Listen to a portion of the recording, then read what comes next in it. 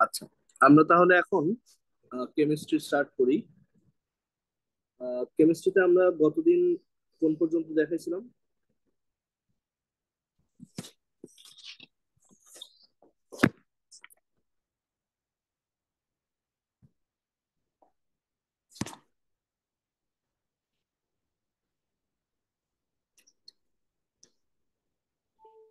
আর 2n স্কোয়ারের mathematical proof করে দেখে প্রুফ টু করছিল। এন স্কোয়ারের ম্যাথমেটিক্যাল প্রুফ দেখছিলাম। আচ্ছা, ঠিক আছে।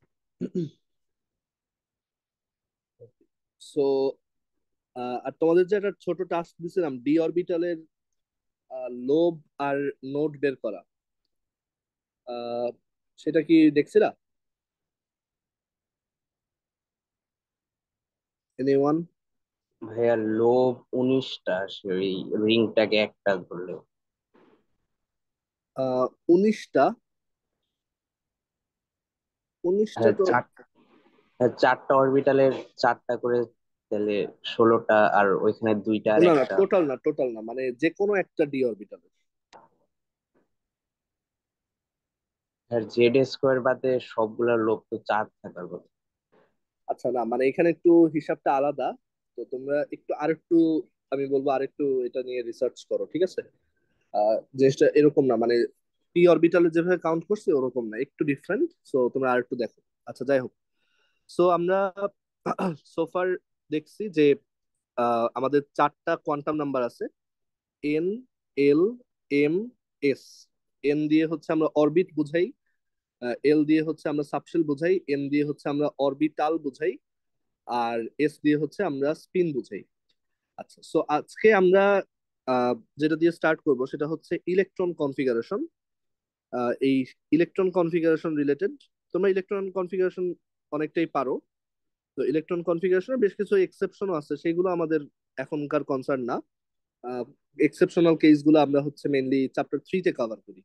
মানে আমাদের পরের চ্যাপ্টার ইলেকট্রন কনফিগারেশন নিয়ে আরো বিস্তর আলোচনা আছে। এইখানে হচ্ছে আমরা ইলেকট্রন কনফিগারেশনের জন্য যে তিনটা রুল আছে, সেই তিনটা রুল নিয়ে হচ্ছে কথা বলবো। প্রথমটা হচ্ছে আউফবাউ নীতি বা আউফবাউ প্রিন্সিপাল। তো আউফবাউ এর বাংলা মিনিং হচ্ছে, মানে আউফবাউ হচ্ছে একটা জার্মান ওয়ার্ড। তো এটার ইংলিশটা হচ্ছে বিল্ড আপ। বিল্ড আপ, ঠিক আছে? আউফবাউ মানে হচ্ছে বিল্ড আপ। তো আউফবাউ প্রিন্সিপাল বলতে কি বোঝায়? আউফবাউ প্রিন্সিপাল বলতে বোঝায় যে তোমার আহ, আমাদের যে ইলেকট্রন গুলো আছে, electron always electron always lower energy lower energy অরবিটালে প্রথম প্রবেশ করে। ইলেকট্রন অলওয়েজ লোয়ার এনার্জি অরবিটালে প্রথম প্রবেশ করে, ঠিক আছে? প্রথম প্রবেশ করে মানে ইলেকট্রন, ধরো কয়েকটা অরবিটালের মধ্যে কোন অরবিটালে আগে যাবে সেটা ডিপেন্ড করে হচ্ছে অরবিটালের এনার্জির উপর। তো অরবিটালের এনার্জি কিভাবে বের করে? আমরা অরবিটাল এনার্জি বের করার সূত্র দেখে আসছি বোর মডেল থেকে। বাট একটা অরবিটালের এনার্জি কিভাবে বের করে? তো অরবিটালের এনার্জি বের করার জন্য এই আউফবাউ প্রিন্সিপালই একটা সিম্পল রুল দিয়ে দেয়। এনার্জিটা আমরা এক্সাক্ট বের করতেছি না, বাট কার এনার্জি বেশি কার এনার্জি কম সেটা আমরা বুঝতে পারি। তো নিয়মটা হচ্ছে, যে কোনো একটা অরবিটালের জন্য আমরা এন প্লাস এল এর ভ্যালু দেখবো। এই এন প্লাস এল এর ভ্যালু এনার্জি ইন্ডিকেট করে। মানে এটা এনার্জির মান না, বাট এটাই এনার্জি ইন্ডিকেট করে। দ্যাট ইজ, যার এন প্লাস এল এর ভ্যালু ছোট তার এনার্জি কম, আর যার এন প্লাস এল এর ভ্যালু বেশি তার এনার্জি বেশি। আচ্ছা, যদি এখানে একটা আরেকটা রুল আছে, যদি এন প্লাস এল এর মান সমান হয় দুইটা অরবিটালের জন্য, যদি এন প্লাস এল এর মান সমান হয় দুইটা আলাদা আলাদা অরবিটালের জন্য, এন প্লাস এল এর মান যদি সমান হয়, তখন আহ এন এর মান যার কম, এন এর মান যার কম তার এনার্জি কম, তার এনার্জি কম। এন এর মান যার কম তার এনার্জি কম। আচ্ছা, সো এইভাবে আমরা প্রত্যেকটা অরবিটালের জন্য এনার্জি কিরকম সেটা বের করতে পারি। আর তার উপর বেস করে আমরা দেখতে পারি যে এই ইলেকট্রন কোন অরবিটালে আগে প্রবেশ করবে, ঠিক আছে? সো আমি যদি একটু উদাহরণ দিই, যেমন লেটস সে আমি বললাম এস আর 2p, এই দুইটার মধ্যে কার এনার্জি কম আর কার এনার্জি বেশি? সো আমি যদি 1s এর জন্য দেখি, তাহলে 1s এর জন্য এন প্লাস এল এর ভ্যালু কত? আচ্ছা, 1s এর জন্য এন এর ভ্যালু হচ্ছে 1, যেহেতু 1 নম্বর অরবিটে আছে। আর এল এল এর ভ্যালু কত বলতো 1s এর জন্য? জিরো। 0, যেহেতু এস জিরো। অরবিটাল, তাহলে এস এর মান হচ্ছে, এল এর মান হচ্ছে 0। সো 1 + 0 1। আর আমি যদি 2p-র জন্য দেখি, তাহলে 2p-র জন্য এন প্লাস এল এর ভ্যালু হবে, এখানে এন এর মান হচ্ছে 2 আর পি এর মান হচ্ছে 1। সো 2 + 1 হচ্ছে 3। সো এখান থেকে ক্লিয়ারলি বোঝা যাচ্ছে 1s এর এনার্জি কম আর 2p-র এনার্জি বেশি। সো যার এনার্জি কম, মানে এখানে 1s এর এনার্জি কম, 2p-র এনার্জি বেশি, যার এনার্জি কম তার মধ্যে ইলেকট্রনটা আগে প্রবেশ করবে। সো এই রুলটা ইউজ করে আমরা আমাদের সেই ফেমাস একটা কোশ্চেনের উত্তর দিতে পারি, যে ইলেকট্রন কেন 3D আর 4s এর মধ্যে প্রথমে 4s এ প্রবেশ করে। ইলেকট্রন কেন 3D আর 4s এর মধ্যে প্রথমে 4s এ প্রবেশ করে, আমরা এটা দেখছি। তো 3D আর 4s এর মধ্যে কেন এটা প্রবেশ করে, তার রিজন হচ্ছে, আমি যদি 3D-র জন্য আউফবাউ প্রিন্সিপাল অ্যাপ্লাই করি, তাহলে সেখানে এন প্লাস এল এর মান আসে। এন এর মান হচ্ছে 3, আর এল এর মান হচ্ছে SPD, that is 0 1 2। So 3 + 2 5। But আমি যদি 4s এর জন্য দেখি, 4s এর জন্য এন প্লাস এল এর ভ্যালু আসে, এন হচ্ছে 4 আর এল হচ্ছে 0। সো এইখান থেকে কিন্তু দেখা যাচ্ছে যে 5 is greater than 4। 5 is greater than 4, তার মানে 4s এর এনার্জি কম 3D থেকে। তার মানে ইলেকট্রন প্রথমে 4s এ প্রবেশ করবে, তারপর 3D তে প্রবেশ করবে। আচ্ছা, আরেকটা কেস দেখি। যে ধরো আমাকে দেওয়া আছে লেটসে, আহ ধরো এরকম আছে যে 3p আর 4s, এই দুইটার মধ্যে কোনটায় আগে ইলেকট্রন প্রবেশ করবে? 3p আর 4s, এই দুইটার মধ্যে কোনটায় ইলেকট্রন আগে প্রবেশ করবে? 3p। হ্যাঁ, 3p-তে। 3p কেন? কারণ আমি যদি 3p-র জন্য আউটবাউ নীতি অনুযায়ী, হ্যাঁ, তাহলে এন প্লাস এল, এটার মান হচ্ছে, এন এর মান 3, পি এর মান হচ্ছে, এল এর মান হচ্ছে 1, সো সেটা আসে 4। আর 4s এর জন্য আমরা দেখছি, 4s এর জন্য এন প্লাস এল এর মান আসে 4। তো দুইটা তো সমান। তো আউফবাউ নীতি বলছে যে যেই সময় যখন এন প্লাস এল এর মান সমান হবে, যখন এই যে এন প্লাস এল এর মান দুই ক্ষেত্রে সমান হবে, তখন আমরা দেখবো কার এন এর মান কম। তো এখানে আমি দেখতে পাচ্ছি 3p তে এন এর মান কম, তার মানে 3p-র এনার্জি কম হবে। So 3p <4s। ঠিক আছে। সো এইভাবে আমরা সব অরবিটাল গুলাকে এনার্জির অ্যাসেন্ডিং অর্ডারে বা ঊর্ধ্বক্রমে সাজাতে পারি। তো সেইটা এরকম বারবার এন প্লাস এল যাতে বের করা না লাগে, তার জন্য আমরা একটা ট্রিক ব্যবহার করি। সেই ট্রিকটা হচ্ছে অরবিটাল গুলাকে এইভাবে লেখা, যে 1s, 2s, 3s, 4s, 5s, 6s, 7s। আর তারপর 2p-টাকে এখান থেকে স্টার্ট করো, 2p, 3p, 4p, 5p, আর হচ্ছে 6p। তারপর 3D-টাকে এখান থেকে স্টার্ট করা, 3D, 4D, 5D, আর তারপর হচ্ছে 4f। এইভাবে লেখা, এরকম একটা ট্রায়াঙ্গেল শেপে লেখা।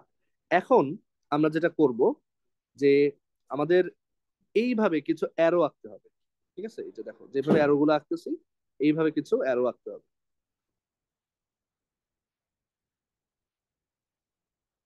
এরকম কোনাকুনি যেভাবে দেখাচ্ছি সেইভাবে কিছু অ্যারে ড্র করতে, মানে অ্যারো ড্র করতে হবে। ঠিক আছে। সো এই অ্যারো বরাবর আমি যদি যাই, তাহলে আমি আহ, ছোট থেকে বড় ক্রমে অরবিটাল গুলাকে দেখতে পাবো, মানে এনার্জির ঊর্ধ্বক্রমে আমি ওদেরকে দেখতে পাবো। ঠিক আছে। সো তার মানে প্রথমে এই যে 1s, তারপর হচ্ছে 2s, তারপর হচ্ছে 2p, তারপর 3s, তারপর 3p, তারপর 4s, তারপর 3d, 4p, 5s, তারপর 4d, 5p, 6s, তারপর 4f, 5d, 6p, 7s। এইভাবে হচ্ছে এই অ্যারো গুলা ধরে হাঁটতে হবে। সো তাহলে আমি এই অরবিটাল গুলার এনার্জি সিকোয়েন্স বুঝতে পারবো।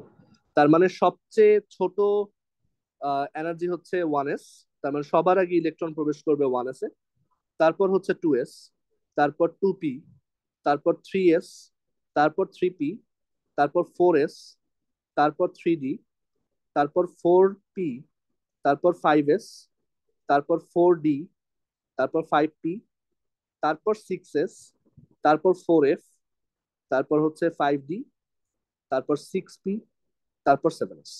সো এইভাবে হচ্ছে আমাদের অরবিটাল গুলো এনার্জি, মানে আউফবাউ নীতি অনুযায়ী n+l করে করেই এইভাবে বের করা যায় যে অরবিটাল গুলো এনার্জি সিকোয়েন্স কিরকম। তো আউফবাউ নীতি বলে ইলেকট্রন অলওয়েজ লোয়ার এনার্জি অরবিটালে প্রথম প্রবেশ করবে। ঠিক আছে। তো সবার আগে ইলেকট্রন ঢুকবে 1s এ, তারপর 2s, তারপর 2p, তারপর 3s, তারপর 3p, তারপর 4s, তারপর 3d, তারপর 4p, এরকম। বাট আমরা জানি যে আবার অনেক সময় 4s থেকে 3d তে চলে যায় ইলেকট্রন জোড়ায় জোড়ায় থাকার জন্য। তো সেইগুলো আবার আলাদা নিয়ম। বাট প্রাইমারিলি সবাই হচ্ছে অরবিটালে এই এনার্জির সবচেয়ে কম এনার্জি অরবিটালে প্রথম ইলেকট্রন প্রবেশ করে। এটাই হচ্ছে আমাদের আউফবাউ নীতি।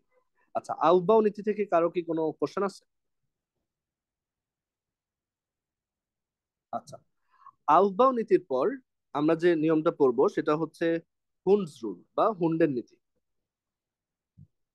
আউফবাউ নীতির পর যেটা দেখবো সেটা হচ্ছে হুন্ডস রুল বা হুন্ডের নীতি। তো হুন্ডস রুলটা হচ্ছে এরকম।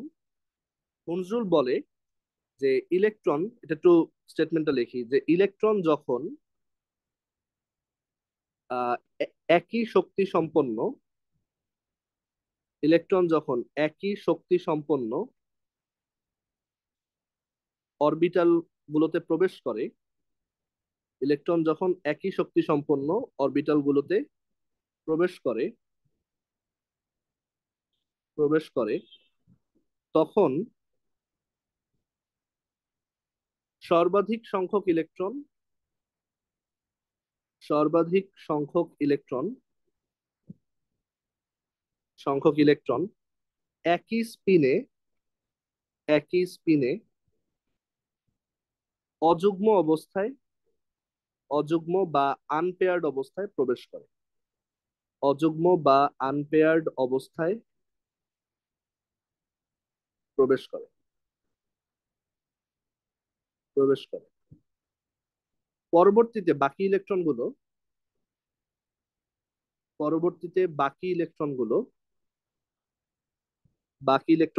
বিপরীত স্পিনে বিপরীত স্পিনে যুগ্ম বা পেয়ার্ড অবস্থায় প্রবেশ করে। যুগ্ম বা পেয়ার্ড আকারে প্রবেশ করে। জিনিসটা আসলে এক্সাম্পল দিয়ে বোঝানো অনেক সহজ, স্টেটমেন্টটা থেকে বোঝার থেকে। তো এটা অলরেডি এই রুলটা আমরা কিন্তু 9-10-এও অ্যাপ্লাই করতাম। এক্সাম্পল দিই। ধরো আমার কাছে এরকম হচ্ছে পি অরবিটাল আছে।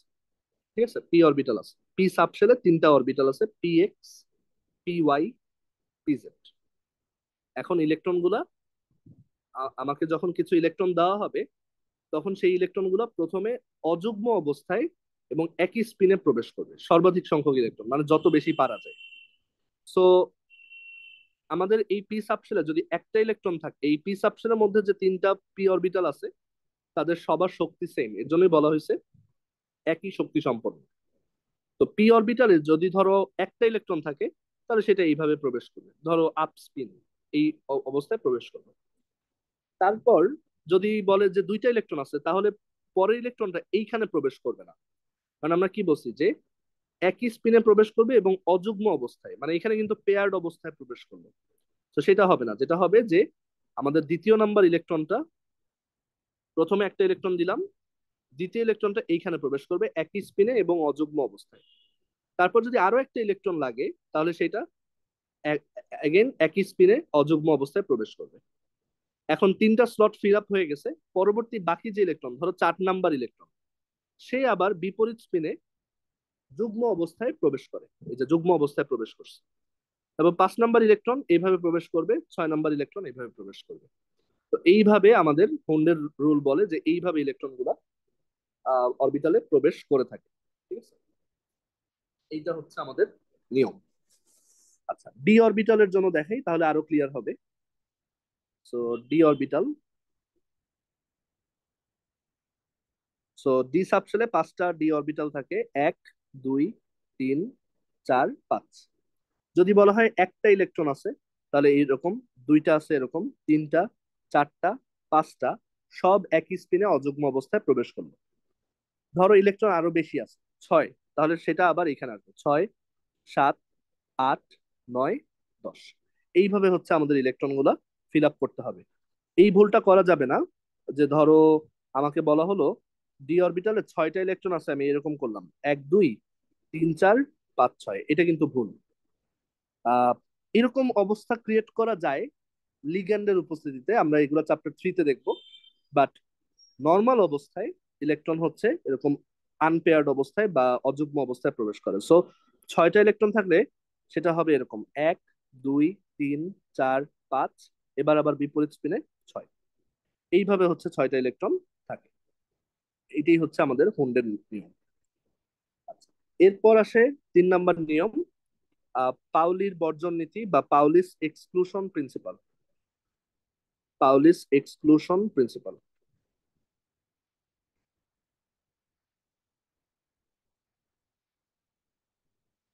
তো পাউলির বর্জন নীতি বা পাউলিস এক্সক্লুশন প্রিন্সিপাল বলে যে একই পরমাণুতে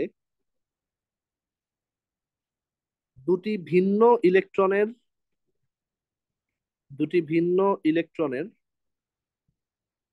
4টা কোয়ান্টাম নাম্বারের সেট 4টা কোয়ান্টাম নাম্বারের সেট অবশ্যই ভিন্ন। মানে আমি যদি একটা পরমাণুর জন্য দুইটা আলাদা আলাদা ইলেকট্রনের জন্য আমি যদি 4টা কোয়ান্টাম নাম্বারের সেট বের করি, সেটা দুইটা আলাদা আলাদা ইলেকট্রনের জন্য অবশ্যই একটু হলেও আলাদা হবে, মানে পুরোপুরি সেম হবে না। তো এক্সাম্পল দিই, এটার জন্য আমাদের একটু এক্সাম্পল দিয়ে দেখা উচিত। ধরো আমরা বললাম সোডিয়াম পরমাণু।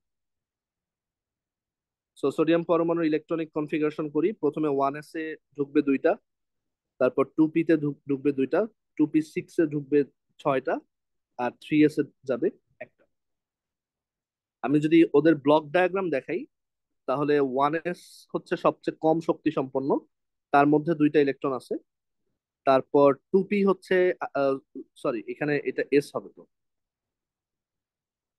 তারপর 2s এর শক্তি আরো বেশি। সো 2pর ডায়াগ্রামটা হচ্ছে এরকম, এই হচ্ছে, সরি 2s, এটার মধ্যে ইলেকট্রন আছে দুইটা। তারপর 2pর শক্তি আরো একটু বেশি। সো এটা হচ্ছে আমার 2p সাবশেলের মধ্যে 2p অরবিটাল, 6টা ইলেকট্রন আছে, 1 2 3 4 5 6। আর লাস্টলি 3s এ আছে একটা। ঠিক আছে, সো এইরকম একটা ডায়াগ্রাম আঁকবো।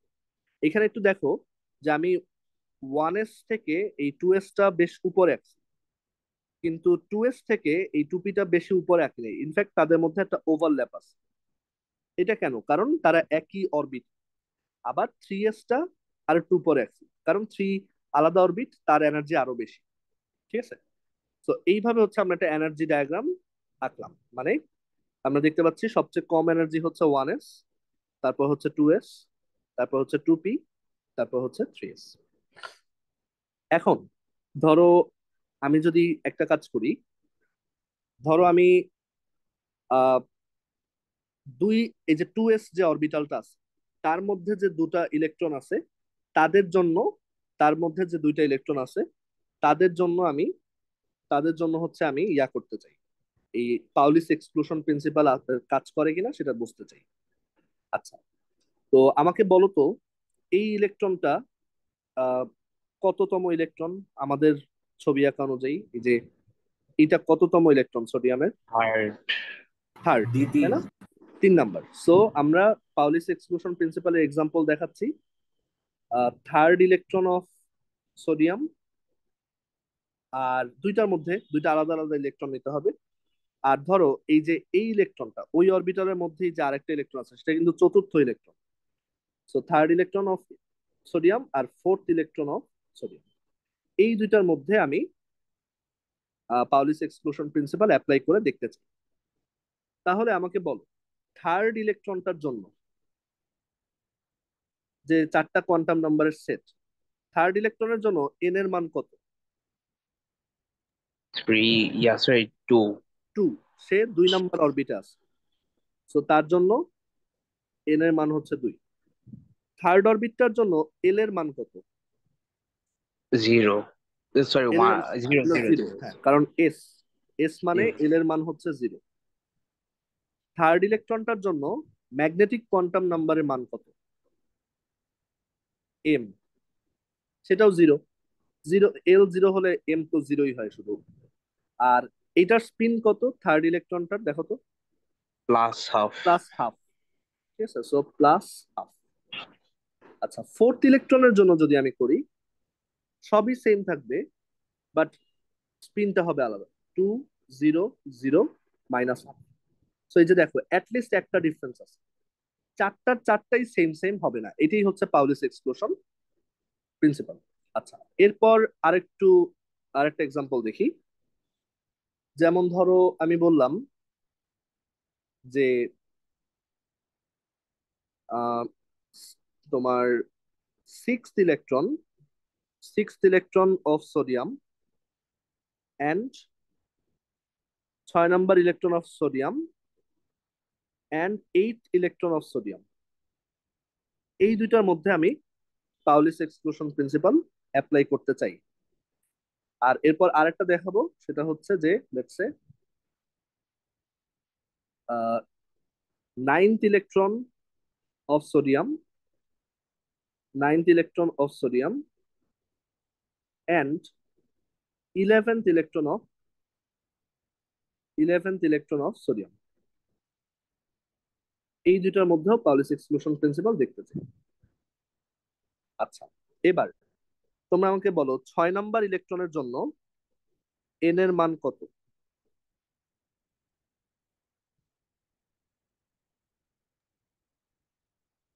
Had 2. টু। টু, 6 নাম্বার ইলেকট্রনটা এইখানে আছে, তাই না? সো 2। এল এর মান কত? 1, তাই না? পি তে আছে 1। এম এর মান কত? ধরো আমি কনভেনশন বললাম, এটা -1, এটা 0, এটা 1। তো এখন আমাকে বলো 6 নাম্বার ইলেকট্রনটা তাহলে এম কততে আছে? 0 তে না? আচ্ছা, আমরা একটু বুঝি, দেখো 6 নাম্বার ইলেকট্রনটা কোথায় আছে। লেটস সে এগুলো মুছে দিই। আমরা চারটা ইলেকট্রন বসাইছি, এই হচ্ছে আমার 5 নাম্বার ইলেকট্রন, এই হচ্ছে আমার 6 নাম্বার ইলেকট্রন। তার মানে এম এর মান কত হবে? 0. আমাদের এম এর কনভেনশন যেটা ধরে নিছি ওই অনুযায়ী 0। আর স্পিন কি হবে দেখো তো? Plus half. Plus half, right, plus half. আচ্ছা, তুমি স্পিন আর ম্যাগনেটিক কোয়ান্টাম নাম্বার যেভাবেই ধরো, দেখবা যে পাউলিস এক্সক্লুশন প্রিন্সিপাল কাজ করে। আচ্ছা, এরপর এইট ইলেকট্রনের জন্য বলো, এইট ইলেকট্রনের জন্য এন এর মান কত? 2. 2। এইট ইলেকট্রনটা কোথায় আছে দেখো, এই হচ্ছে 5, এই হচ্ছে 6, মানে এই হচ্ছে 5, এই হচ্ছে 6, তারপর এই হচ্ছে 7, এই হচ্ছে 8। তাহলে 8 নাম্বার ইলেকট্রন হচ্ছে এইখানে। ঠিক আছে, তাহলে ওর এল এর মান 1, এম এর মান কত? -1. -1, আর স্পিন Minus half. -1। দেখছো, দুইটা কিন্তু পুরোপুরি আলাদা, দুইটা ডিফারেন্স আছে। আচ্ছা, এবার 9 নাম্বার ইলেকট্রন আহ এটার জন্য, আর এই 11তম ইলেকট্রন এটার জন্য তোমরা একটু 4 নাম্বার কোয়ান্টাম সেটটা আমাকে বলো, যে কোনো একজন একটু মাইক অন করে বলো।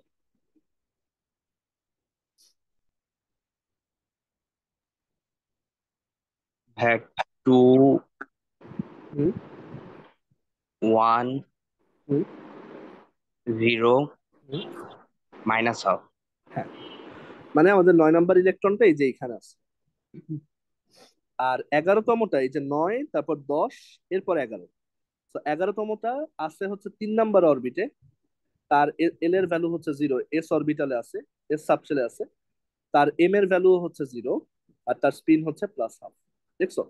সো এখান থেকে ক্লিয়ার হয়েছে যে কিভাবে আমরা পাউলিস এক্সক্লুশন প্রিন্সিপাল ইয়া করব, অ্যাপ্লাই করে দেখাবো।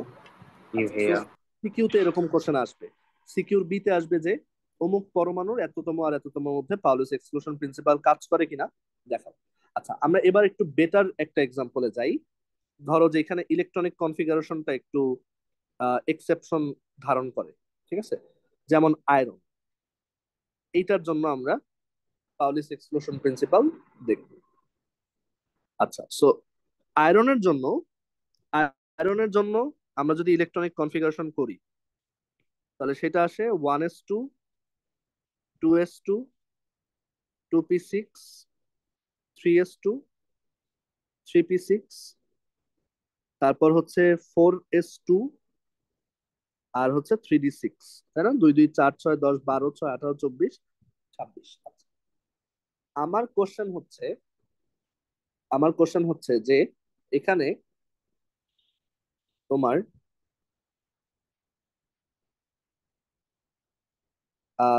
20তম ইলেকট্রন, 20th ইলেকট্রন, আর 21st ইলেকট্রন, সরি 21st না, 20তম ইলেকট্রন আর 26তম ইলেকট্রন, এই দুইটার জন্য পাউলিস এক্সক্লুশন প্রিন্সিপাল আমরা অ্যাপ্লাই করতে চাই। এটা তোমাদের জন্য টাস্ক, মাইক অন করে বলবা না। তোমরা হচ্ছে চ্যাট বক্সে এই 20th ইলেকট্রনের জন্য একটা সেট বলো, আর 26তম ইলেকট্রনের জন্য সেট বলো। সবার জন্য এটা টাস্ক, এটা ট্রাই করো।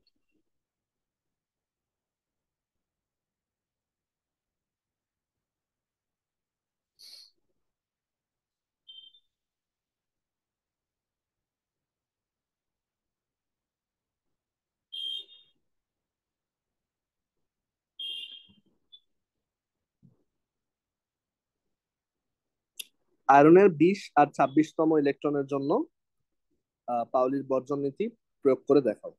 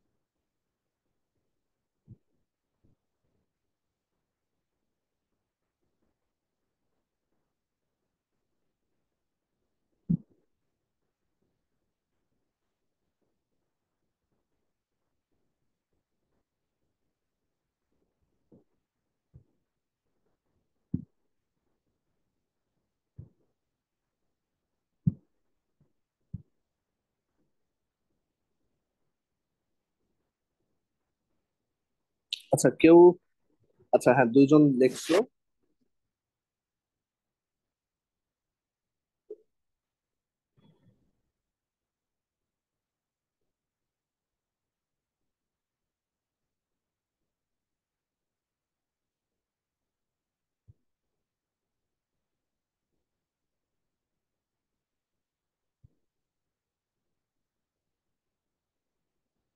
আচ্ছা, সো হ্যাঁ, এখানে আবিরের অ্যান্সারটা হয়েছে, আর রাতিনের অ্যান্সারটাও হয়েছে। আচ্ছা, এখানে আমি তাহলে একটু এক্সপ্লেন করি। যেই ভুলটা হচ্ছে, আমরা অনেকেই 20 নাম্বার ইলেকট্রন বলতে মনে করতেছি মনে হয় এইখানে, আর 26 নাম্বার ইলেকট্রন মনে করতেছি এইখানে, বাট আসলে তো না। দেখো, ইলেকট্রন কোন অর্ডারে প্রবেশ করে মনে করো। দেখো, প্রথমে কিন্তু 1s এ প্রবেশ করছে দুইটা, তারপর 2s চারটা, তারপর 2p6 টোটাল 10টা, 12টা, 16টা, সরি 18টা, 20 নাম্বার ইলেকট্রনটা কিন্তু 4s এ প্রবেশ করছে। তার মানে আমাদের 20 নাম্বার, মানে আমি যদি এখানে এই ডায়াগ্রাম দিয়ে দেখাই, যে এই হচ্ছে, আমি এনার্জি ডায়াগ্রাম দিয়ে যদি দেখাই, লেটস সে এই হচ্ছে আমার 1s, ঠিক আছে? এই হচ্ছে আমার 1s, এই হচ্ছে আমার 2s, এই হচ্ছে আমার 2p, এই হচ্ছে আমার 3s, তারপর এই হচ্ছে আমার 3p, আমার 3p। আর এরপর আমার কিন্তু আগে প্রবেশ করছে 4s এ, ঠিক আছে, এবং 4s এর এনার্জি 3p থেকে হালকা বেশি, ঠিক আছে, 3p থেকে হালকা বেশি, কিন্তু 3d এনার্জি আরো বেশি। সো 3d টা হবে, আচ্ছা 4s টা আরো একটু ডানে রাখতে হবে এখানে, এটা হচ্ছে আমার 4s, আর 3d এনার্জি এখানে আসবে, ঠিক আছে, এইখানে, এটা হচ্ছে আমার 3d। আচ্ছা, সো এখন আমি যদি ইলেকট্রন গুলো প্রবেশ করে দেখাই,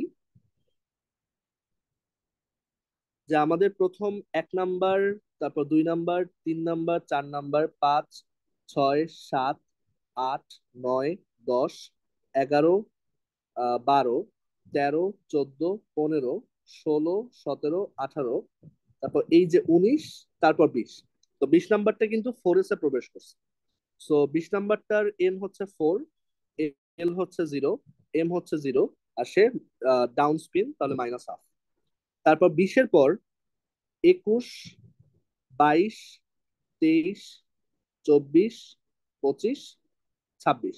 26 নাম্বারটা দেখো 3 নাম্বার অরবিটে প্রবেশ করছে, তার এল এর মান হচ্ছে ডি, ডি মানে হচ্ছে 3, আর সরি ডি মানে হচ্ছে 2, এসপিডি, সো 012। আর তার ম্যাগনেটিক কোয়ান্টাম নাম্বার, এখানে আমরা যদি আহ, এই কনভেনশনটা ইউজ করি, যে -2, -1, 0, 1, 2, তাহলে -2 তে প্রবেশ করছে। আর এরপরে হচ্ছে আমি তার ডাউন স্পিন দেখে এখানে লিখলাম -1/2। তো এখান থেকেও দেখা যাচ্ছে যে পাউলির এক্সক্লুশন প্রিন্সিপাল কিন্তু কাজ করতেছে, ঠিক আছে। এখান থেকে আরেক ধরনের যে কোশ্চেন আসে, যে নিচের কোন কোয়ান্টাম নাম্বারের সেটটা সম্ভব না, নিচের কোন কোয়ান্টাম নাম্বারের সেটটা পসিবল না। যেমন ধরো আমি এরকম একটা কোয়ান্টাম নাম্বারের সেট দিলাম, এটা কি পসিবল দেখো তো।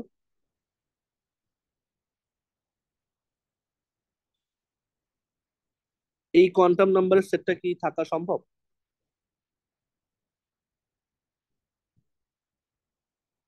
মাইক অন করেই বলতে পারো, এই কোয়ান্টাম নাম্বারটা কি পসিবল সেটটা? জি ভাইয়া।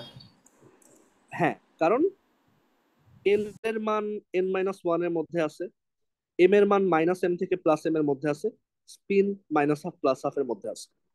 আচ্ছা, তারপর আরেকটা এক্সাম্পল, ধরো 1, 1, 0, +12, এটা কি পসিবল?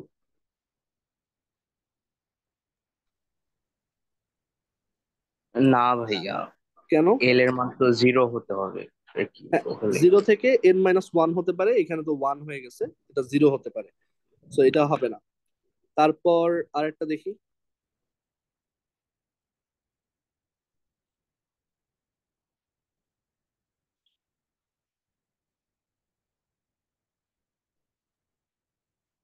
এটা পসিবল? না ভাইয়া, হ্যাঁ, ম্যাগনেটিক কারণ এরিয়া। হ্যাঁ, m-l থেকে +l এর মধ্যে হবে, তো এটা আউট অফ রেঞ্জ হয়ে গেছে। তো এই ধরনের কোশ্চেন কিন্তু খুব পপুলার এমসিকিউর জন্য আর অ্যাডমিশন টেস্টের জন্য, যে কোন কোয়ান্টাম নাম্বারের সেটটা পসিবল না, বের করো। তোমাদের বইয়েও দেখবা যে শিক্ষার্থীর কাজে এরকম অনেকগুলো এক্সাম্পল দেওয়া আছে, তোমার ওইগুলো বাসায় করতে হবে। আহ আচ্ছা, সো আমরা এইটা দেখলাম, তারপর হুন্ডের পাউলির এক্সক্লুশন প্রিন্সিপাল দেখলাম, হুন্ডের নীতি দেখলাম, আর হচ্ছে আউফবাউ নীতি দেখলাম। ফাইন। সো এখন আমরা যেটায় চলে যাব সেটা হচ্ছে, একটু ওয়েট। আচ্ছা, এবার আমরা ইলেকট্রনিক কনফিগারেশন কিভাবে করে সেটাতে একটু আসি।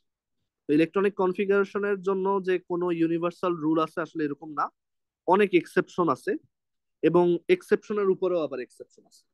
সো এটা ভাবা খুবই খুবই বোকামি হবে যে আমি একটা রুল শিখে সব ধরনের অ্যাটমের ইলেকট্রনিক কনফিগারেশন করে ফেলবো।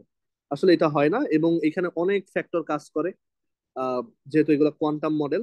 সো এখানে কোনো সিম্পল রুল নাই যে ইলেকট্রনিক কনফিগারেশন আসলে কিভাবে করা যায়। আমরা খুব কম পারমাণবিক সংখ্যার জন্য একটা স্পেসিফিক রুল ফলো করে করতে পারি, বাট এই জিনিসগুলো মোস্টলি হচ্ছে এক্সপেরিমেন্টাল, মানে এক্সপেরিমেন্ট করে দেখতে হয় ইলেকট্রন কিভাবে আছে, দেন ওইটার উপর আহ, ভিত্তি করে একটা ব্যাখ্যা দাঁড়া করাতে হয় যে কেন এটা এরকম হলো। ওর কি শক্তি কোনো তারতম্য হয়েছে কোনো অরবিটালে, বা অন্য কোনো ফ্যাক্টর কাজ করছে, ওইভাবে একটা ব্যাখ্যা দাঁড়া করাতে হয়, বাট ইউনিভার্সাল কোনো রুল নাই যে এইভাবেই করতে হবে। তো নর্মালি আমরা ইলেকট্রনিক কনফিগারেশনের জন্য এই রুলগুলো তো ফলো করি, এই যে এগুলো তো আছে, এগুলো আমাদেরকে হেল্প করে একটা এস্টিমেট করার জন্য যে ইলেকট্রন কিভাবে থাকতে পারে।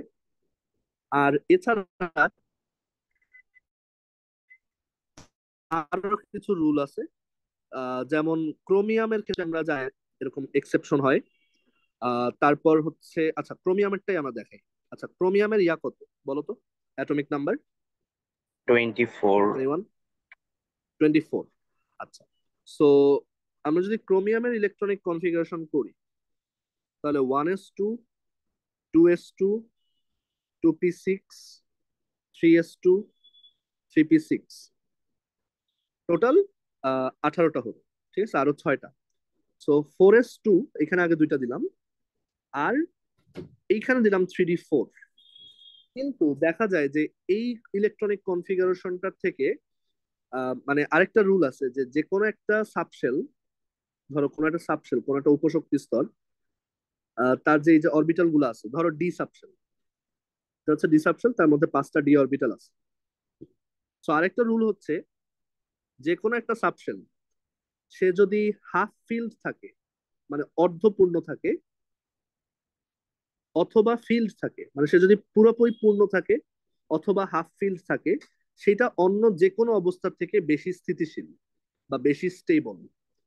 তার মানে আমার যদি সুযোগ থাকে যে আমি ওকে একটা ইলেকট্রন দিয়ে ওকে পূর্ণ করতে পারি অথবা অর্ধপূর্ণ করতে পারি, তাহলে সেই সেই ইলেকট্রনিক কনফিগারেশনটা মোর স্টেবল হবে, ঠিক আছে, সেইটা বেশি স্থিতিশীল হবে। সো আমরা এখান থেকে একটা জিনিস খেয়াল করি যে এইখানে থ্রি তে 4টা ইলেকট্রন আছে, সে কিন্তু অলমোস্ট ক্লোজ, যে তার মধ্যে যদি আরেকটা ইলেকট্রন থাকতো তাহলে সে হাফ ফিল্ড হতো।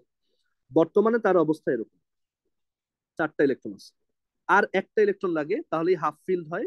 সবচেয়ে বেশি স্থিতিশীল হচ্ছে ফিল্ড, তারপর আহ, স্থিতিশীল হচ্ছে হাফ ফিল্ড, আর তার থেকে কম স্থিতিশীল হচ্ছে অন্য যে কোনো স্টেট। ঠিক আছে, সো যেটা করা হয় যে এইখান থেকে তখন 4s আর 3d-র মধ্যে এনার্জির গ্যাপটা কম, সো 4s থেকে খুব সহজেই একটা ইলেকট্রন জাম্প করে এই 3d-তে চলে আসতে পারে। সো এইখানে চলে আসে, আর 4s হলো তাহলে লস হলো না, 4s আগে ছিল হচ্ছে পূর্ণ, বাট এখন একটা ইলেকট্রন থাকার কারণে সে অর্ধপূর্ণ হয়েছে। মানে ব্যাপারটা এরকম, প্রথমে 4s ছিল পূর্ণ, 3d ছিল অপূর্ণ, মানে সে পূর্ণ ছিল না অর্ধপূর্ণ ছিল না, মানে এইটা ছিল ফুললি আনস্টেবল, মানে এটা ছিল আনস্টেবল, আর এটা ছিল স্টেবল। বাট এর থেকে এখানে যদি একটা 1 রাখি আর এখানে যদি একটা 5 আনি, তাহলে এইটাও মানে পার্শিয়ালি স্টেবল হয়, মানে অর্ধপূর্ণ হলে পার্শিয়ালি স্টেবল হয়। আবার এটাও এখন অর্ধপূর্ণ, তার মানে ও এখন পার্শিয়ালি স্টেবল। সো একটা আনস্টেবল একটা স্টেবলের থেকে দুইটা পার্শিয়ালি আনস্টেবল বেটার। সো এর জন্য আমাদের এইখানে একটা এক্সেপশন দেখা যায়, যে যেটা হয় একটা ইলেকট্রন জাম্প করে আমাদের এইখানে 3d-তে চলে আসে। ঠিক আছে, একটা ইলেকট্রন জাম্প করে 3d-তে চলে আসে। আচ্ছা, তারপর আরেকটা এক্সেপশনাল কেস দেখি, যেমন কপার 29। সো কপারের জন্য ইলেকট্রনিক কনফিগারেশন হচ্ছে এরকম: 1s2, 2s2, 2p6, 3s2, 3p6, 4s2, 3d9।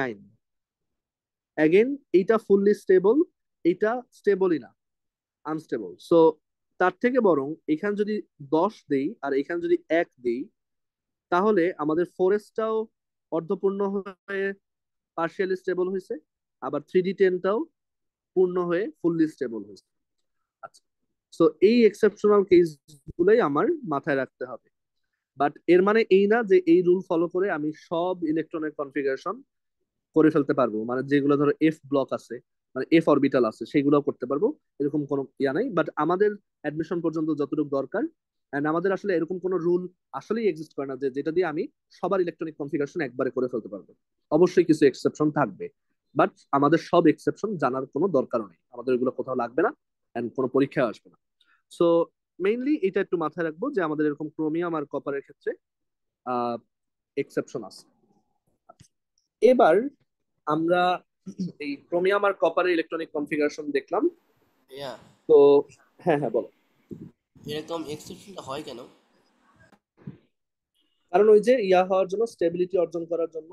Unstable অবস্থা থেকে স্টেবল অবস্থা বেটার প্রেফার্ড, কারণ ওইটার ক্ষেত্রে এনট্রপি হাই থাকে।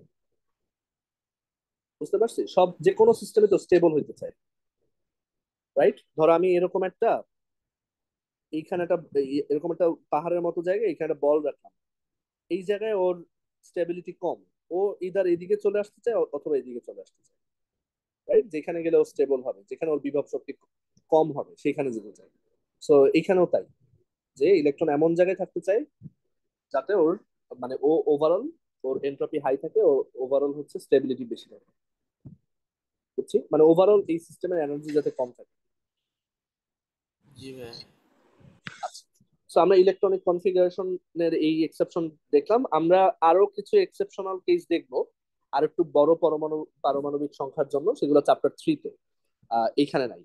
এখন এই চ্যাপ্টারে আমরা আরেকটা যে ইম্পর্টেন্ট জিনিস ডিসকাস করে আজকে ক্লাসটা শেষ করব, সেটা হচ্ছে ক্যাটায়ন আর অ্যানায়নের ইলেকট্রনিক কনফিগারেশন কিভাবে করে। ক্যাটায়ন ইলেকট্রনিক কনফিগারেশন কিভাবে করে আর অ্যানায়ন ইলেকট্রনিক কনফিগারেশন কিভাবে করে, খুবই বেসিক একটা জিনিস, বাট দেখা যায় অনেকে আমরা এটা 9-10-এ শিখে আসি না। সো এইটা আমরা এখন ডিসকাস করবো, এটা আমাদের এই চ্যাপ্টারে আছে, যে ক্যাটায়ন আর অ্যানায়ন ইলেকট্রনিক কনফিগারেশন কিভাবে করা যায়। সো ক্যাটায়ন আর অ্যানায়নের ইলেকট্রনিক কনফিগারেশনের আইডিয়াটা মেইনলি হচ্ছে এরকম, যে ফার্স্টে নিউট্রাল ইলেকট্রনিক কনফিগারেশনটা করব, নিউট্রাল ইলেকট্রনিক কনফিগারেশন করব, তারপর আউটার মোস্ট অরবিটাল থেকে, আউটার মোস্ট অরবিটাল থেকে আউটার মোস্ট অরবিটাল থেকে ইলেকট্রন বের করে দিব, ইলেকট্রন বের করে দিব। আচ্ছা, তো এই জিনিসটা একটা চমৎকার এক্সাম্পল দিয়ে, মানে একটা রিয়েল লাইফ এক্সাম্পল দিয়ে মনে রাখা যায়। ধরো আমি বললাম আমাদের কোচিং এ সবার সিট প্ল্যান ফিক্সড, ঠিক আছে? ধরো সবার সিট প্ল্যান ফিক্সড, ইলেকট্রনের যেমন স্লট ফিক্সড, ইলেকট্রন এসে কোথায় আগে বসবে এগুলো ফিক্স করা, যে ইলেকট্রন এই যে কোথায় আগে ঢুকবে এগুলো ফিক্স করা, আবার ইলেকট্রন এই যে আগে 3D তে না ঢুকে 4S এ ঢুকবে এগুলো ফিক্স করা, ইলেকট্রন কই আগে ঢুকবে সেটা ফিক্স করা। তো আমাদের ক্লাসে ধরো এরকম বেঞ্চ গুলাই সবার সিট প্ল্যান ফিক্স করা, যে কে কোথায় বসবে সেটা ফিক্স করা, ঠিক আছে? তো 3টা বেঞ্চ আছে, এই একটা দরজা আছে। তো কোনো একটা স্টুডেন্ট লেটে আসলেও তার জন্য যে জায়গাটা, ধরো সে যদি ফার্স্ট বেঞ্চে বসার কথা হয় সে ওইখানে গিয়েই বসবে, তার যদি সেকেন্ড বেঞ্চে বসার কথা হয় এবং সেকেন্ড বেঞ্চে যেখানে যে বসার কথা সেখানে গিয়ে বসবে। কিন্তু ক্লাস ছুটি হলে বের হওয়ার সময় সবার আগে কে বের হবে বলতো? ফার্স্ট বেঞ্চে যে বসছে। ফার্স্ট বেঞ্চে দরজার কাছে যে আসে আসে সে আগে বের হয়ে যাবে না? সো এই ক্যাটায়ন অ্যানায়নের ইলেকট্রনিক কনফিগারেশনও সেম, যে আমরা প্রথমে নিউট্রাল ইলেকট্রনিক কনফিগারেশন করব, তারপর ক্যাটায়ন যদি হয়, ক্যাটায়ন মানে কি, সে ইলেকট্রন ছেড়ে দিছে, সে কিন্তু তখন ওই যে লাস্টে কে ঢুকছিল তাকে আগে বের করবে না। মানে ধরো একটা ক্লাসে কি আমরা এরকম করি যে ধরো একটা স্টুডেন্ট লেটে আসছে, সে তার ডেজিগনেটেড জায়গায় গিয়ে বসলো, এখন ক্লাস ছুটি হলে যে সবার লাস্টে আসছে তাকে কি আগে বের করি? না, যে দরজার কাছে আছে তাকে আগে বের করে দিই। তো ক্যাটায়নের ক্ষেত্রেও তাই, যে সবার বাইরে যে আছে তাকে আগে বের করে দেবে। সো সবচেয়ে ভালো এক্সাম্পল হচ্ছে আয়রন 26। দেখো আয়রন 26 এর জন্য মানে অনেকে যেই ভুলটা করে, দেখো আগে এটা এক্সাম্পল দেই, যে আয়রন 26 এর ইলেকট্রনিক কনফিগারেশন হচ্ছে 1s2 2p6 3s2 তারপর 4s2 3d10 3d6। এখন অনেকে ভাবে আয়রন 2+ Fe2+ এইটার ইলেকট্রনিক কনফিগারেশন মনে হয় এরকম, যে 26টা ইলেকট্রন থাকে বাট এখন 2+, তার মানে 24টা। তাহলে আমি 24টার জন্য হিসাব করব, 1s2 2s2 2p6 3s2 3p6, তাহলে 2 2 4 6 10, 12 6 18, 20, আর 3d4 24। তারপর আবার কি করলাম, যে এইখান থেকে একটা এখানে ট্রান্সফার করলাম স্টেবিলিটির জন্য। বাট আমার এইটা কি হয়েছে? না ভাইয়া। না। সো আগেই ইলেকট্রন সংখ্যা কমায় তারপর ওই অনুযায়ী ইলেকট্রনিক কনফিগারেশন করলে হবে না, মানে ক্রোমিয়ামের মতো ইলেকট্রনিক কনফিগারেশন এখানে হবে না। তো এখানে যেটা হবে এটা রং। আমাদের কারেক্ট যেটা, যে সবার বাইরে থেকে বের করে দিতে হবে। সো সবার বাইরে যে 4s2 আছে সেইখান থেকে দুইটাকে বের করে দিব, তাহলে 4s আর থাকবে না। যদি Fe3+ হয় তাহলে এরপর 3d থেকে বের করে দিব। এইভাবে হচ্ছে আমার ইলেকট্রনিক কনফিগারেশন হবে। সো এই ভুলটা করা যাবে না যে নিউট্রালেরটা যেরকম সেখান থেকে ইলেকট্রন কমায় তারপর করব, না। আগে নিউট্রালেরটা করব, তারপর আউটার মোস্ট শেল থেকে বের করে দিব, তাহলেই আমার ক্যাটায়নের ইলেকট্রনিক কনফিগারেশন পাওয়া যাবে। আচ্ছা, অ্যানায়নের ক্ষেত্রে, অ্যানায়নের ক্ষেত্রে আবার অন্যরকম। অ্যানায়নের ক্ষেত্রে যেটা করব, এই যে এখানে যখন স্টুডেন্টরা ঢুকে, ক্যাটায়ন মানে ছিল স্টুডেন্ট বের হয়ে যাওয়া, ইলেকট্রন বের হয়ে যাওয়া। বাট আমরা জানি যখন স্টুডেন্ট ঢুকে, সে ঢুকে কিন্তু সবসময় এই আউটার মোস্ট বেঞ্চটাতেই বসবে না।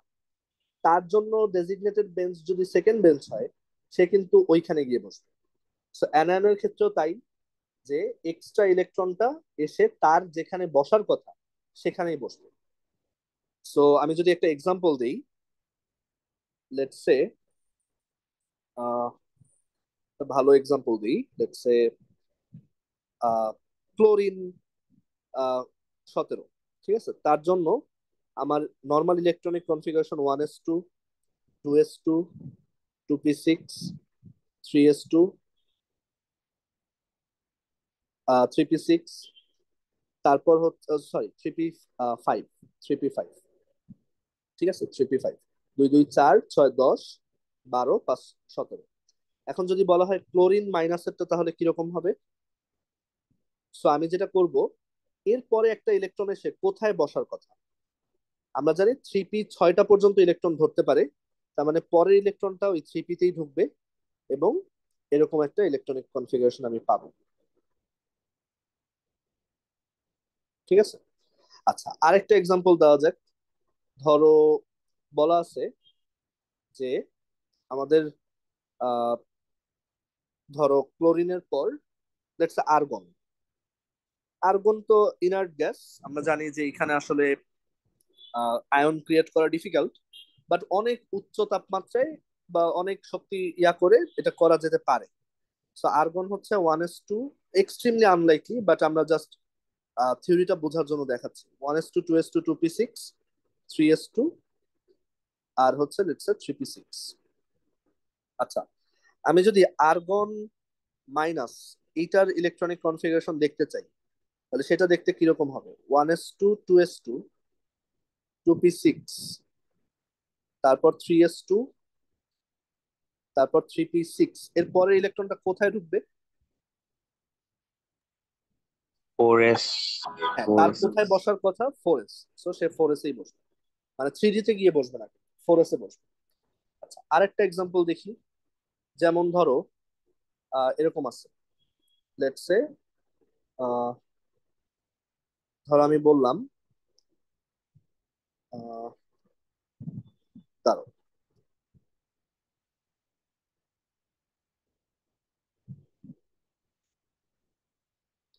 ধরো আমি বললাম ক্যালসিয়ামের অ্যানায়ন দেখবো, ঠিক আছে? Calcium minus. সো ক্যালসিয়াম মাইনাসের জন্য যদি দেখি, তাহলে আমাদের নর্মালি ক্যালসিয়ামের হয় 1s2, 2s2, 2p6, 3s2, 3p6, 4s2, right? 2 2 4 6 10, 12 6 18, 20। আচ্ছা, এখন ক্যালসিয়াম মাইনাসে পরবর্তী ইলেকট্রনটা কি 4p তে ঢুকবে? বলো তো। না ভাইয়া, 3D না, তে। 3d তে। তার কিন্তু 3d তে বসার কথা। তো সে 3d তে গিয়েই বসবে, ঠিক আছে? 3d তে বসার কথা, তাহলে 3d তে গিয়েই বসবে, ঠিক আছে? আচ্ছা, তারপর যদি ধরো কারো ইলেকট্রনিক কনফিগারেশন এরকম হয়, লেটস সে তার হচ্ছে এখানে আছে 4s ধরো এরকম আছে 4s2, ধরো এরকম আছে 4s2, আর ধরো ধরো এরকম আছে 4s1, আর আছে হচ্ছে 3d5। এই ক্ষেত্রে কি হবে? 4s এ ঢুকবে। 4s এ ঢুকবে। আচ্ছা, এই ক্ষেত্রে আগে কিন্তু 4s এ ঢুকবে, কারণ 4s দুইটা ধরতে পারে, তো ও আগে 4s এ ঢুকবে। এরপর যদি আরো আসে সেগুলো আবার এইখানে ঢুকবে 3d6, তারপর ধরো আরেকটা আসলো 3d7 হবে, আরো একটা আসলো 3d8 হবে, তারপর আরো একটা আসলো 3d9 হইতো, কিন্তু ওই যে আবার স্টেবিলিটি অর্জন করার জন্য এইখান থেকে তখন কি একটা ইলেকট্রন এইখানে ট্রান্সফার হয়ে চলে আসবে। তারপর যদি আরেকটা আসে সেইটা আবার ঢুকবে 4s। এইভাবে হচ্ছে আমাদের অ্যানায়নের ইলেকট্রনিক কনফিগারেশন করা হয়। ঠিক আছে, মানে সিম্পলি আমি যদি বলি অ্যানায়নের ক্ষেত্রে মেইন নিয়মটা হচ্ছে যে ইলেকট্রন যোগ করে প্রথমেই ইলেকট্রন যোগ করে ইলেকট্রনিক কনফিগারেশন করা। তার মানে তোমার ক্লোরিন 17 দেওয়া আছে, তোমাকে যদি ক্লোরিন মাইনাস বলে তার মানে এখন 18টা ইলেকট্রন, সেই 18টা ইলেকট্রনের জন্য প্রপারলি ইলেকট্রনিক কনফিগারেশন করো। কিন্তু ক্যাটায়নের ক্ষেত্রে কিন্তু সেটা করবো না যে যত প্লাস বলছে ততগুলো আগে বিয়োগ করে তারপর করলাম না। ক্যাটায়নের ক্ষেত্রে সবসময় আউটার মোস্ট অরবিটাল থেকে আমরা ইলেকট্রন বের করে নিব। বুঝতে পারছি সবাই? ভাইয়া হ্যাঁ বলো। আচ্ছা, যে মনে করেন যে 3D তে 8 আছে আর হচ্ছে হুম, 4s2 আছে, তখন কি কোনোভাবে 3D10 হয়ে যেতে পারে? 3D তে 8 আছে আর 4s এ 2 আছে, এখন কি মানে ধরো আরেকটা ইলেকট্রন ঢুকার কথা বলতেছে? না মানে এই পর্যায়ে মানে ডাইরেক্ট কি মানে ডি অরবিটাল 10 হয়ে যেতে পারে না যদি না 4 না না না, 2 এটা থাকে? হবে না। না না, এটা হবে না। না তাহলে প্যালাডিয়াম ইলেকট্রোমিনাসটা তো এরকমই দেখতেছিলাম যে ডাইরেক্ট ডি তে 10 হয়ে গেছে। ও আচ্ছা, আমি বলি, আমি এখানে যেটা বলছি সেটা হচ্ছে 35 পর্যন্ত যে আমাদের ইয়াগুলো আছে, অ্যাটম গুলো আছে সেগুলা। এর থেকে উপরের গুলোর জন্য আরো অন্যান্য রুল আছে। তো সেইখানে মানে এরকম ওই যে যেটা বললাম ইউনিভার্সালি সবার জন্য আমি বলতে পারবো না। বুঝতে পারছি এগুলো? আমরা এই যে দেখো এখানে হচ্ছে আমরা শুধুমাত্র এই আমাদের যে পিরিয়ড 4 যেটা আছে সেই পর্যন্ত এই রুলগুলো আমরা খাটাইতে পারবো। যখনই আমার এর পরে আরো অরবিটাল আসবে তখন আর এই রুলগুলোও থাকবে না, তখন অন্যভাবে করতে হবে, এবং সেগুলোরও কোনো ফিক্সড রুল নাই। বুঝতে পারছো? আচ্ছা। হ্যাঁ, হ্যাঁ, আমাদের কনসার্ন থাকবে হচ্ছে শুধু 35 পর্যন্ত। এর পরের গুলো আমরা আর ইয়া করবো। হ্যাঁ বলো। এখানে যে 8 এবং 4s2, এখানে যদি একটা ইলেকট্রন প্রবেশ করে, কোশ্চেনটা বুঝে নেই, কথা কেটে কেটে আসছে, তো আরেকবার বলো তো। এখানে যদি ইলেকট্রন প্রবেশ করে যে 3d8 এবং 4s2, তাহলে হ্যাঁ, তাহলে প্রথমে যেটা হবে যে 3d9 হবে, এরপর আবার এখান থেকে একটা 1, আর এখান থেকে হবে কি 10। ঠিক আছে, এখান থেকে হবে হচ্ছে 10। বুঝতে পারছি? আহ, ঠিক আছে, আজকে আমরা ক্লাস এই পর্যন্তই রাখি। আমি এই ক্লাস নোটটার পিডিএফ গ্রুপে দিয়ে দিব, আর রেকর্ডিংটাও গ্রুপে দিয়ে দিব। ঠিক আছে, আর আমাদের তাহলে তোমরা একটু বাসায় এই জিনিসগুলো পড়বা, বই থেকেও পড়বা। অলরাইট, ঠিক আছে। তো হ্যাঁ, আমি আসসালাম। ঠিক আছে। আসসালামু আলাইকুম। ওয়ালাইকুম আসসালাম।